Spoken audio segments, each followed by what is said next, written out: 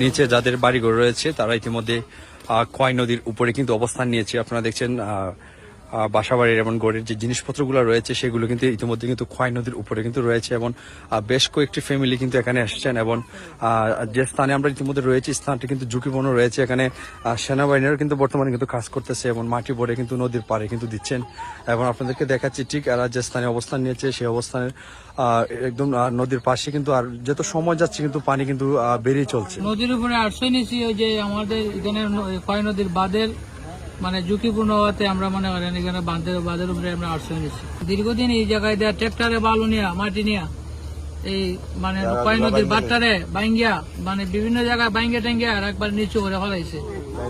আজকে মানে প্রায় 10-12 বছর ধরে এই বাঁধের উপরে 2 কোদাল মাটি নাই, যে কারণে ওই বাঁধের আজকে বেহাল দশা। বাঁধে আর পানি একবারে সেম। এখানে কিন্তু নদীর পাড়ের উপর দিয়ে কিন্তু পানি যাচ্ছে।